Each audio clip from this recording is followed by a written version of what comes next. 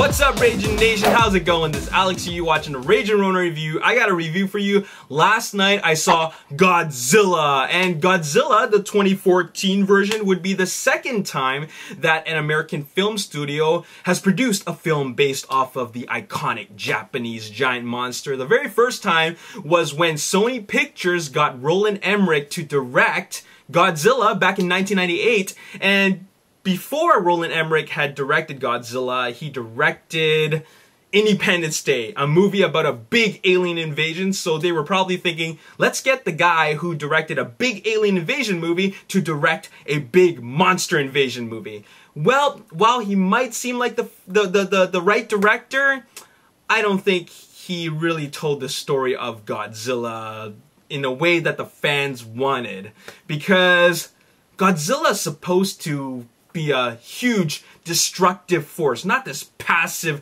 weird-looking lizard thing that was seen in the 1998 movie. Anyways, it wasn't a very good film. It wasn't the film that Godzilla fans deserved, but director Gareth Edwards is behind the camera, and he is a fan of the original source material, and that is a very important thing. If you are going to direct a movie based off of some sort of source material, you should get someone who is a fan of the source material. That goes for anything, from novels to comic book movies to whatever. It doesn't matter. You just have to find the right director who can tell the story, who is also a fan of what it's based off of. So they got Gareth Edwards, and let me tell you something. Gareth Edwards has given us the movie, the Godzilla movie that fans have always wanted and deserved, because he has included so many elements from the source material and like all these Godzilla moments. If you've watched the movie, you'll know what I'm talking about. He's included all these like little details that will really make a Godzilla fan happy. Now, let's talk about the story. Well, you're probably thinking, hey, it's a Godzilla movie. What kind of story can it really have? It's about, a big giant lizard wreaking all types of destruction. Well, you gotta remember that this is an American film, so you gotta add in an American story, alright? So, which means that you gotta give it a human story for human audiences to connect with. So, they've included the origins of, the Japanese origins. They've included that, all right? Or rather, not the Japanese origins. They included the homage to the Japanese original. Okay, that's what I meant to say, and which is really good because it's very important that they pay tribute to the original. But what I liked about this movie with regards to the human element is Bryan Cranston's story. Bryan Cranston plays the father of Aaron Taylor Johnson's character, who is in the U.S. military, and Bryan Cranston has a tragic story, and it's very believable. I really connect with this character. He puts on a great performance, and I really like what they did in terms of creating that human element for his character. All right, it's a bit of a tragic story. All right, and it really drives the story. All right, but as for Aaron Taylor Johnson's character, he's in the U.S. military. That's his father, Bryan Cranston, and then he also has his wife, Elizabeth Olsen, okay? Now, this part of the story is something that we've already seen before. You have him playing the hero, he's in the U.S. military, there's a big disaster going on. Elizabeth Olsen plays a nurse who is waiting for his husband to come home to her while this big giant disaster is going on. We've seen this type of thing before. It's very, very cliche, all right? But it's a very American story, all right? And Elizabeth Olsen playing the nurse, I like Elizabeth Olsen as an actress, but she, I gotta say, is the weakest link in the entire movie. She doesn't really put on a good performance. Her character is very cliche. It's not very well written, and we've seen this type of thing before. In a lot of disaster movies, there's always got to be a character which is the wife or girlfriend who plays the nurse, waiting for her husband to come home. All right, so there's nothing really special about that. I didn't really care for the human connection between Aaron Taylor Johnson and the wife. I didn't care for that that human connection. I didn't really connect with that story. But it needs to be there to really drive the story along, right? But anyways, let's talk about Godzilla. And what is Godzilla really about? It's about Godzilla and giant monster destruction, alright? You know what? One thing I really like about this movie?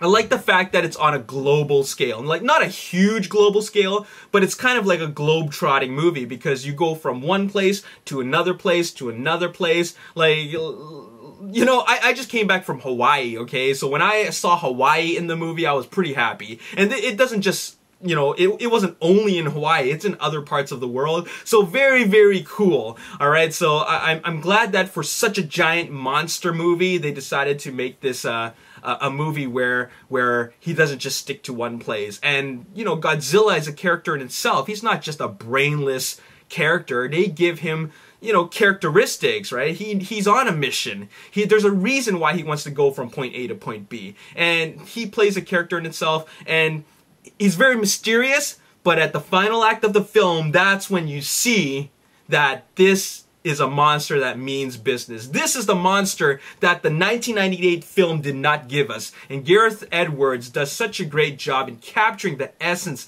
of the originals. Now, what's really, really cool about this film is that obviously they looked back at the 1998 film and then they told themselves that we're not going to repeat this, okay? There are so many things in the 1998 film that we're not going to do, all right?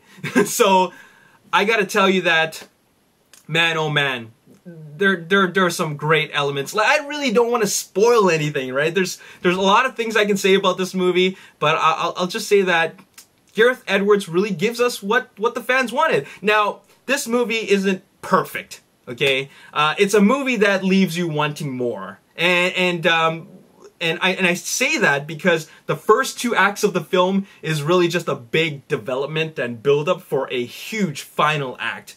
And the movie does move pretty quickly, alright? At no point in the movie was I ever bored, or I felt it was not engaging, or I felt it was, like, poorly paced or anything like that. Like, it's just it's a constant and very progressive development towards a big final act. Now, the problem that I have with the film is that, unfortunately, in the first two acts of the film, when you do see Godzilla, it's a bunch of teases, okay? You see him, you're like, oh yes, he's here, and then finally, it cuts to a human part. It cuts to a human scene. You know what I'm saying? So we see him, and then suddenly it cuts to humans. And then we see him, he's doing some crazy stuff, you think you're about to see something awesome, and then it cuts away to a human scene. Alright, so they do that a lot in the first two acts of the film, and it makes the audience want more. And finally, when we get to the final act, the final third act of the film, that's when we get the crazy excitement, the destruction, and just what we've always wanted to see. And that's when Gareth Edwards unleashes Godzilla in his full ferocity, okay? And you know what? One thing that I'm very glad about, and I'm gonna try to not spoil anything, but one thing that I'm very glad about is that they remind the audience that this is a giant monster, okay? Guns, like machine guns and pistols, don't really do anything, alright? And he makes a strong message about that in the movie. That, yeah, the US military, they are, yeah, they're like ants. So, I really like that about the movie because, you know, he's a force to be reckoned with. And it's the type of movie that leaves you really, really, really wanting more. Like, I don't think that's a bad thing. I just think that, that bring on the sequel. You know, I'm ready for the sequel. You know, in 2 years' time, I hope they make another one because this movie I know is going to open big because it is a movie that really will appeal to not just Godzilla fans, but also the general movie-going public because this is a big monster movie that we haven't seen in a very long time. Like, I think a lot of people have been waiting for a movie like this, and finally, it is here. And that's all I gotta say about this movie. I'm really happy about what I saw. I'm quite pleased. I'm gonna give it an 8 out of 10. it's a pretty high score, but there's a couple of flaws here and there, which are quite minor. It could have been better in some parts, but for the most part, I really enjoyed it. Watch it in IMAX 3D. The 3D, for the most part, is great. It's decent, but the IMAX, the big screen, the crystal clarity, and that big presentation of sound, that's the way you need to watch this movie, alright? So hats off to Gareth Edwards, hats off to Warner Brothers and Legendary Pictures for giving us such a great film. Alright, so there you have it. That's all I got to say in this video. As always, if you enjoyed this review, hit the like button, subscribe to the YouTube channel, like me on Facebook, The Ragin Nation. Also follow me on Twitter, @Ragin Nation. My name is Alex Yu. Thanks for watching. I'll see you next time. Peace. It looks like that he's going to get both. Because according to Boris Kit, who tweets for the